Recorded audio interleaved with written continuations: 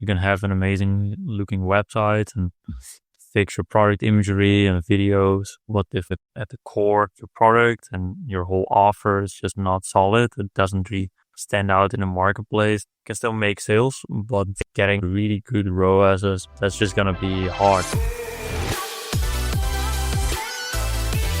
Welcome to the Mastering E-Commerce Marketing Podcast. I'm your host, Eitan Koter, co-CEO of Vimy. In an era of rising acquisition costs and increased competition, this podcast is dedicated to helping you drive sales, engage customers, and build meaningful communities so you can turn passive visitors into active buyers. Don't forget to subscribe so you won't miss out on future content. Now let's get started with the episode. Happy to welcome Lars Hauwert to the show today. Lars, how are you? Good. Thank you for having me, Eitan. Sure. Excited for this episode? Plenty of things to share today, right? For sure, yeah. We can get into everything related to e-commerce. So Yes. yeah, I'm all very excited. I always love to speak to people who actually did it by themselves, right? I mean, you build your own brand, Nancy Home Store, to substantial revenues, even exit, and also now you're working with the medium large enterprises and brands. So love to chat with you. But before we get started, Lars, if you can share 3 words that are most important to you and why. Mm-hmm. Yeah, for sure. So I would say first word for me, great question, by the way. I really like this kind of things to think about. But first is care, because I tend to just really care about like definitely my family, people I'm close to, close friends of mine, my girlfriends, like just if you're within my circle, like I just care about you, like like family basically. So that's first. Then secondly, I had excellence. Just everything I do, I just want to be excellent at, essentially. Just if I do something, I really commit to that thing, just to make sure I'm actually like doing it to the fullest of my capabilities, right? So that's second. And then third is dedication. Kind of goes hand in hand with excellence, I think, but just to be like giving my all and just dedicated to the process and also getting fulfillment out of that. So I'm not like only looking at outcomes, and there is where you're getting your reward from, like just dedicating to that process, really just enjoying that whole journey has been really good for me. That's why I also picked that as the last word. Wow, it's very, very nice. It's like a really nice circle of, starting from care, going through excellence, and then, right, dedication. So like being consistent is so important, right? One of the key differentiators for successful entrepreneurs. So Lars, what are you busy with these days? So right now I'm fully focused on just helping my e-commerce store clients, essentially, just to excel, just helping them basically optimize all the different stages of their funnel. So basically their websites, even their assortment in the first place, optimizing that, helping them with logistics as well if needed even, and then basically getting people on that website that are like qualified, looking for that product that they're offering. Once, of course, the website is optimized, and then also just converting as many of those people landing on the website as possible. So either just directly through the website or also by capturing leads and then basically having a sales process to convert as many of those leads as possible into sales as well. And then also making them buy over and over again with like lifetime value optimization. So yeah, it's essentially my whole day, every day, just improving that process as much as possible. Mm-hmm. What are the most common problems or challenges that you see right now that brand founders are facing? The most challenging things, I would say in the first place, just having products that actually are good. Because especially if you want to dropship, like you can definitely put it off to dropship, but you gotta like go the extra mile and just have something of value, right? Because you can have an amazing looking website and fix your product imagery and videos. Like nowadays with AI, that's really doable. But if like at the core, like your value proposition of like your product and your whole offer is just not solid, it doesn't really stand out in the marketplace, then you can still make sales, but getting like those really good ROASs and very profitable stores, that's just gonna be hard. Like you gotta give something that not many other stores are giving, right? Yeah. I'd love to know more about Nancy Home Store. Can you share a little bit about this brand and your success and what actually worked for you during those years? Yeah, for sure. So I think I started Nancy Home Store like 9 years ago, and basically we sold. Like I first did it myself, and then I did with like 2 other partners that hopped on later. And what we sold mainly was like home goods, so either furniture or home decoration items, just basically anything for in the house, all rooms of the house, even garden products, and it was doing really well, basically in all these categories. We sold mainly in Europe, so where I'm from, Netherlands, Belgium, all of Scandinavia, so that as well, UK as well, France, Germany, and we really focused on having our own website, which we promoted a lot with Google Ads, Google Shopping, and also Facebook ads, so Facebook and Instagram, Meta ads. And besides that, we also did quite some marketplaces, so not necessarily Amazon, but platforms like Amazon. I would say like 60-70% of our sales came through our Shopify store, and then we had the rest that came through those other platforms as well, which also, again, from the platforms, people will also land on your website because they start Googling your brand, and then from there, they also just buy directly from your website. There was product discovery on the marketplaces, but the actual checkout was on your website. So. Yeah, exactly. So we also don't pay them commission, pay for ads. So that's nice. Very, very good approach. Yeah, for sure. Sort of an extra benefit when you get big on those different platforms. Yes. And yeah, we also like benefited pretty well from the pandemic, I would say, because people were renovating their homes and stuff, and they needed all types of things for in their house. So yeah, we did really well. Yeah. Nice. What about all the product management? I mean, how did you think about products? Where did you source those products from? Yeah, for sure. So we started with local suppliers. So we had a couple different suppliers from Germany. So we just set up our logistics in a really good way that we were basically able to ship directly from all of our suppliers to all of our customers. So we essentially did not need to touch the price ourselves. But when we found basically some bestsellers, like basically the top 10 to top 20 products, we also started to import those directly from China to the Netherlands. We had a 3PL that we were working with to basically cut the product cost down even more, and basically just sell that with a higher margin.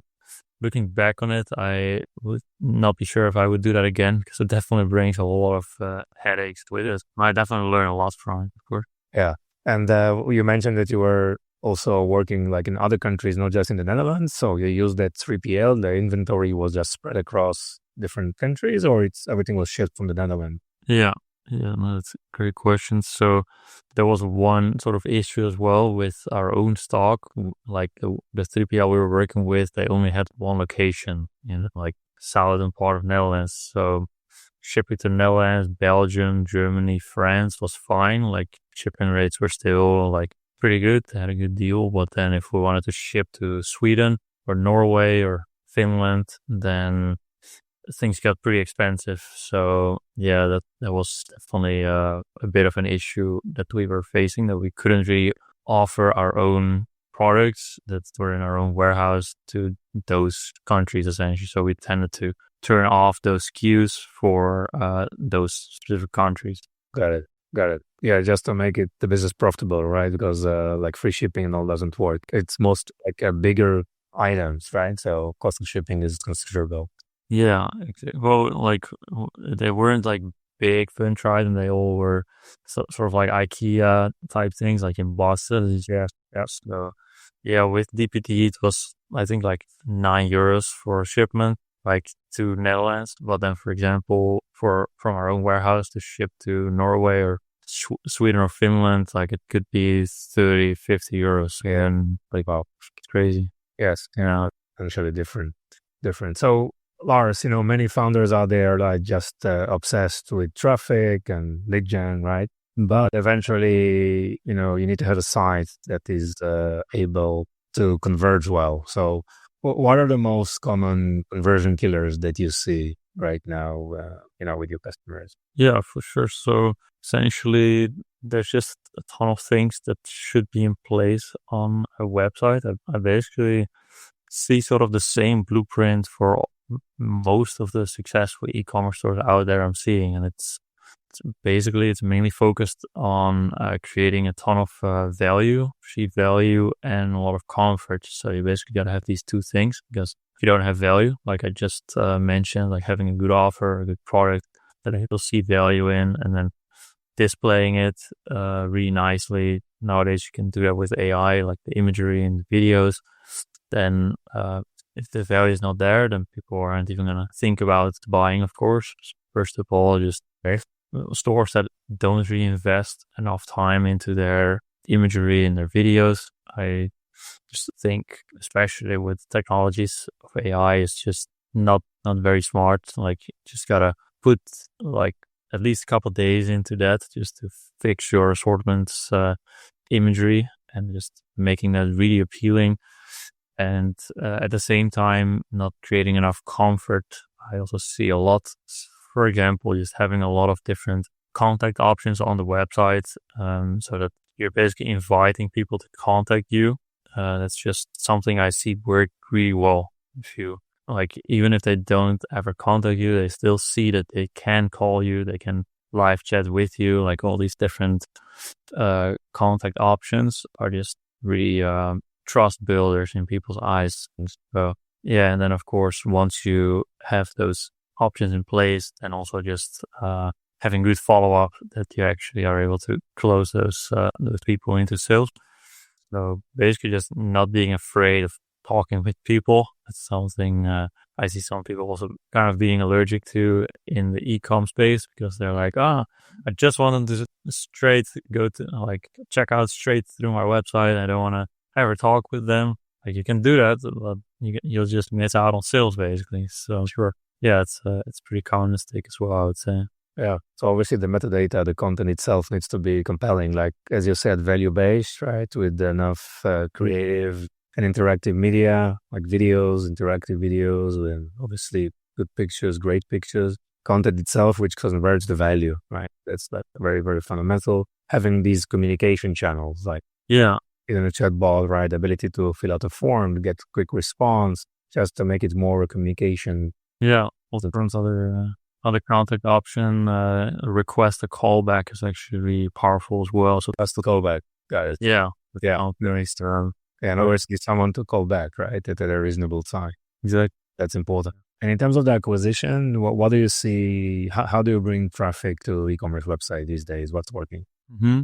Yeah. So essentially, I always recommend two channels. So Google Shopping is already, like, I would say, like, golden already since I started, like 9 years ago with e-com. It still works the same way, of course.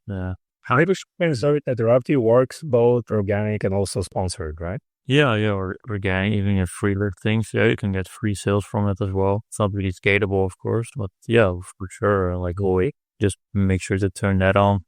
And then also having the actual paid shopping ads, and then being hyper specific with the search terms you're targeting. So you can't directly target search terms with shopping, but you just gotta be very rigorous with native keywords.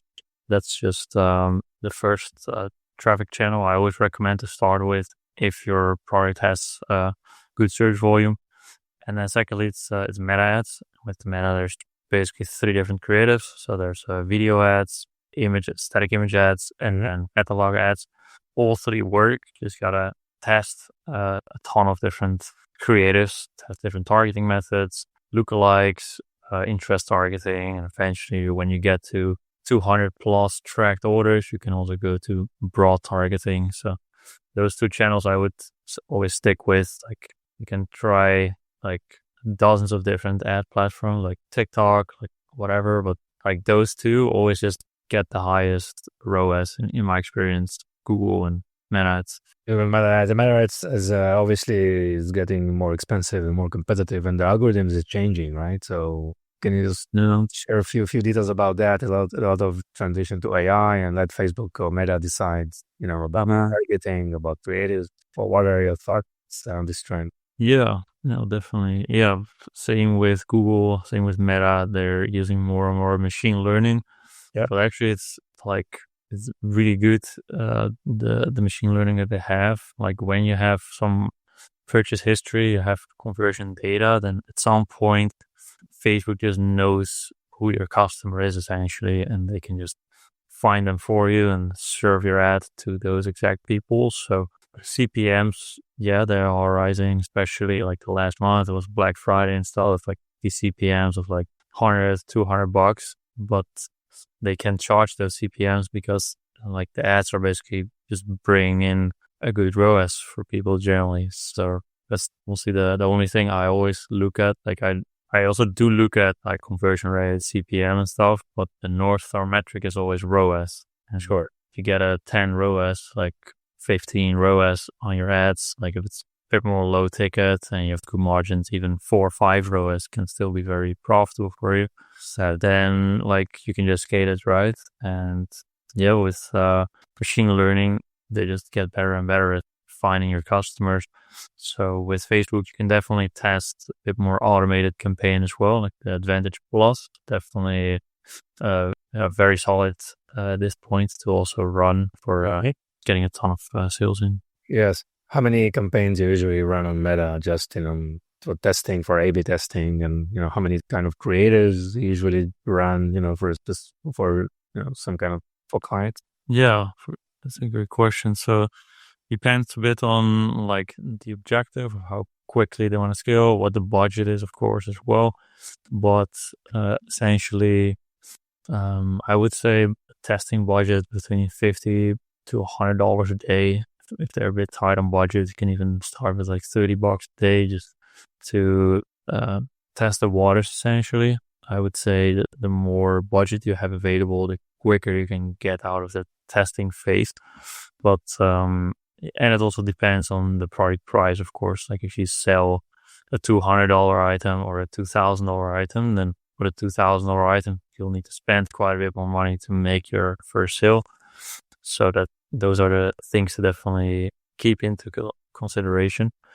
And then when it comes to the amount of creatives, I would say starting with like 5 different creatives and then having like different targeting tests that you do as well. You can do, for example, one for lookalike and then one for interest targeting. And then if you have 5 creatives, that'll be in total basically 10 tests that you're running, right? So that to me would be a solid start. 10 tests, yeah. Obviously, it's a work in progress, right? I mean, founders, it needs to be patient because it takes time to optimize, to figure out what's working and what's not, right? Yeah. It's an important message to deliver here that it's not working on the first shot. Sometimes it takes 3 to 6 months, right, to stabilize and to reach the rocks where we're experiencing. So, like organic content, we used to describe organic content as a long-term play, right? With SEO and content. Also on the advertising side, we actually spend money, but this money is going to kind of a analysis and learning curve that sometimes takes considerable amount of time, right? We talked about like 3 to 6 months, and to have this patient and working with the right experts who can understand what's happening and do immediate changes. I hear a lot of people just pushing, Meta ads training and do everything by yourself. But yeah, you can maybe learn how to click the right checkbox, but trying to figure out analytics, right? And optimization, that's, I think, something that comes with years of experience and understanding, right? Work with experts like you. So yeah, it can be very quickly, but depends, of course. Also depends on how solid your offer is that you've crafted, how good your website is optimized, how could you follow up with leads? But yeah, I definitely agree. Like it can take a good couple months. Like building a real business, it's not like you're just And we also know that one channel is not enough today, right, to succeed. I mean, it used to be like that maybe 5 years ago even, right? But today it's very difficult to succeed like in one channel, whether it's Meta or Amazon or Google. You need to have like an omnichannel like a strategy, right? Yes, one is supporting the other, this holistic effect, right? Have enough budget, right, to spend across these channels to make some kind of an impact. Okay, so Lars, when you start working with new customer, what are the immediate data points or things that are important for you to figure out to understand what's really happening with this customer? Mm-hmm. Yeah, so when starting with a new store, like just looking at what is happening currently. If they're just starting out, then you really gotta start at the basics, the fundamentals. So the offer, the website, the follow up, all these things that we just discussed. If they're already running ads, then just looking at like the ROAS first of all, just looking at what that is like. If it's already on a profitable level, if it is, then it's just going to be optimizing the different parts of the funnel and just getting it as profitable as possible, and then from there scaling it up.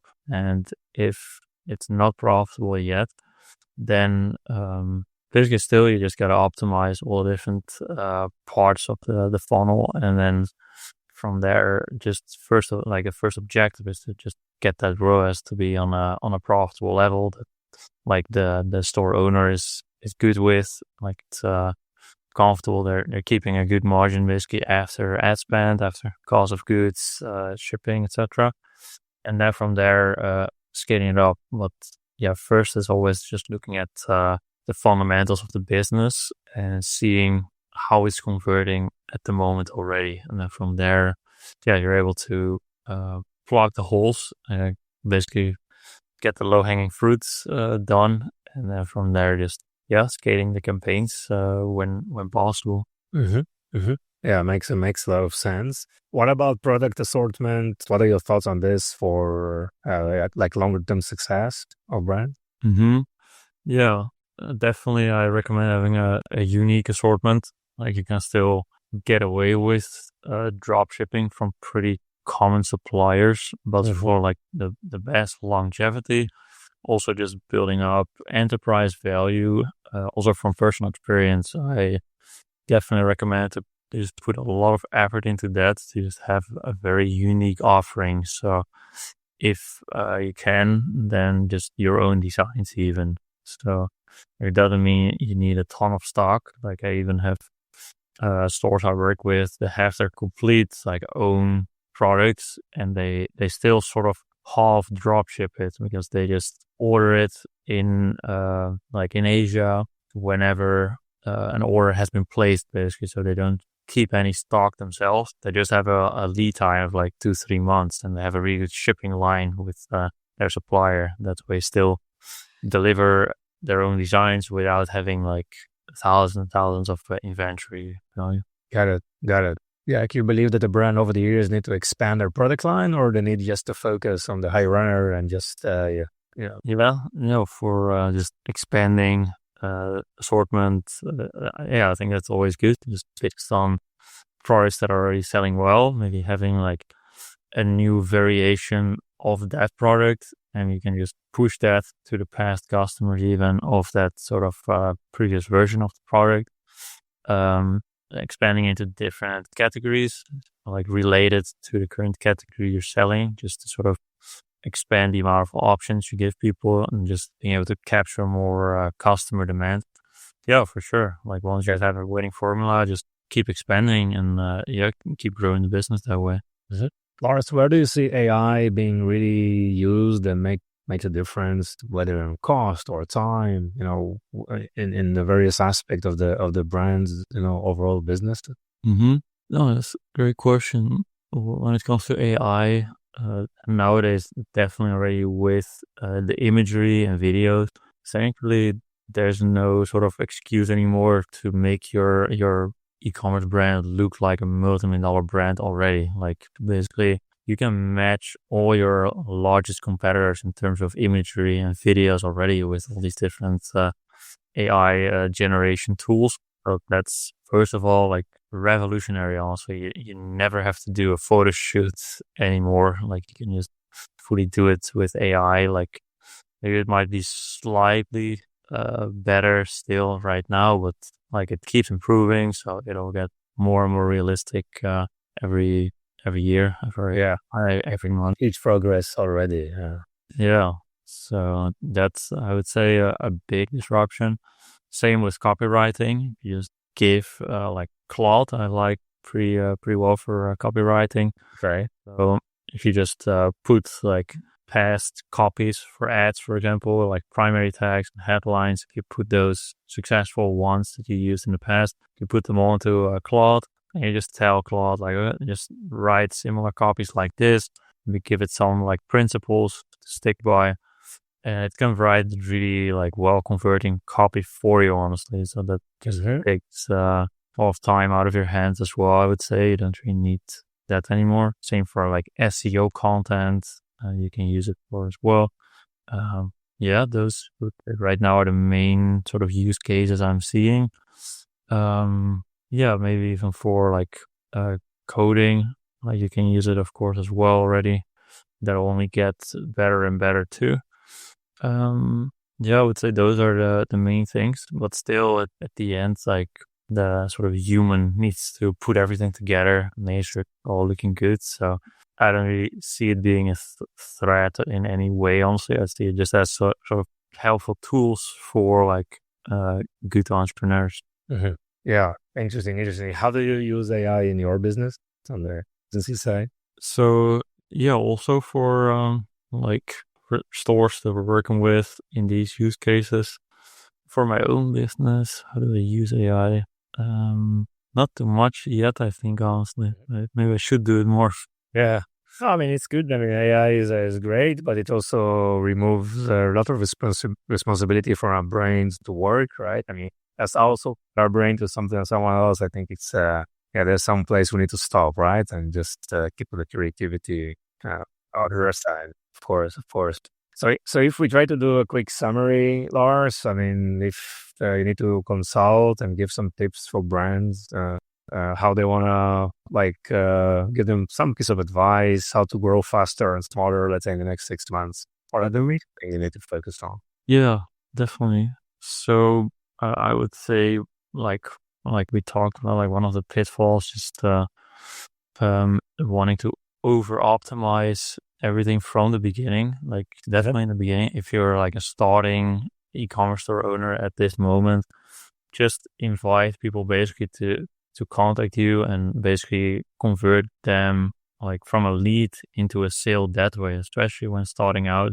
You can like really shortcut your sort of learning curve that way. You don't need to keep doing that forever, but also to get to know your customers, just to convert those people into sales quickly.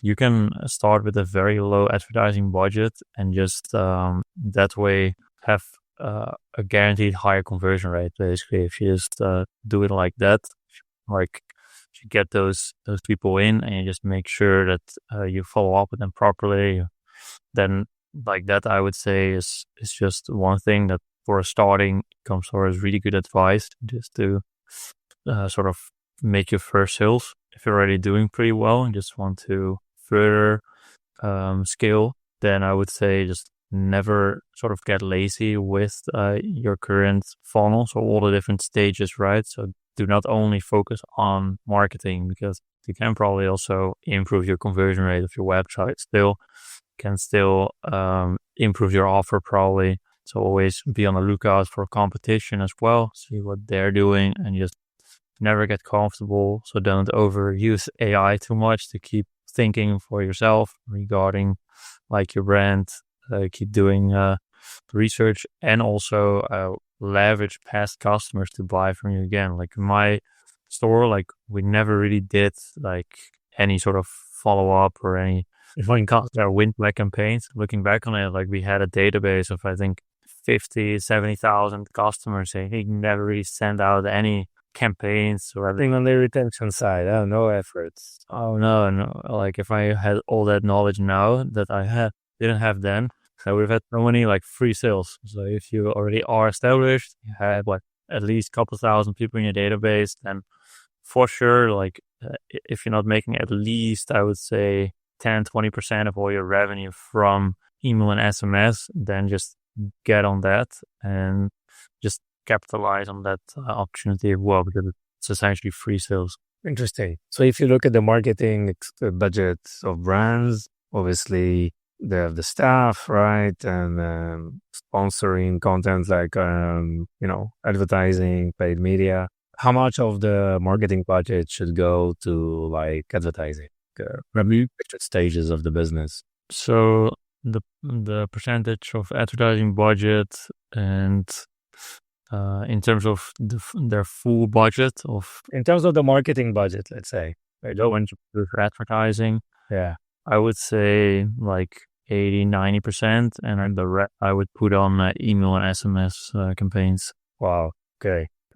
This is again to keep great relations with existing customers and try to upsell, right? Which is much easier than acquiring a new customer. Yeah, exactly. And it's very cheap, so you don't need to dedicate or allocate like half of your advertising budget to like email, SMS. Like 10-20% should be like more than enough. Okay. And the rest just focus on acquiring new customers. If you're already very established, it might make sense to also invest some in SEO. That's a very long-term game. So for quick results, I would say 80% ads, 89% ads, 10-20% on email and SMS marketing. Obviously, the majority, like by far, the majority of the budget goes to ads, right? And then obviously some organic SEO and email marketing, probably some of the tools and the staff to support that. Yeah, exactly. Makes sense. Yeah. Makes sense. Great. All right. So how can people find you? Mm-hmm. Yeah, for sure. So I've my own YouTube channel. It's Lars Hauwert, so my name. And you can check out my website, howardconsulting.com. But on my YouTube is basically where I'm posting like just daily videos, just like how we were talking today. So always really nice. How is it going for you? How do you like the experience? How long do you spend creating those videos? How is it going for you? I like YouTube. I do like it. Like it's just basically just sort of getting everything that's in my brain just written out and then recording a video on it. It's been sort of my process. Just or I'm just walking or I don't know, doing something and I just come up with an idea, quickly write it down, and then I just write out sort of the concept after. And the recording generally goes pretty quickly because I just have the knowledge already in my head, and I don't tend to overcomplicate things either. So it's really nice. Just friction, right? You just have a nice topic, build the content around that. Yeah, definitely. And like people getting value, like they're letting me know that like it's really helping them, then that's honestly like my main accomplishment. Like my main goal has been accomplished then already. So that definitely gives me a lot of joy. And that's essentially where I'm always just posting new stuff. Typically we have like every week. Are you blocking like certain times in a week to create content, like few videos together? How do you work on these video creations? That's an interesting question. Like it depends. If I just have like sort of an inspiration thing come up, then I'm like, oh, let me just record this right now while it's like hot on my mind. If I didn't really have that moment in like a few weeks, then I just block out a few hours to record maybe like 2-3 videos at once, typically, maybe 4.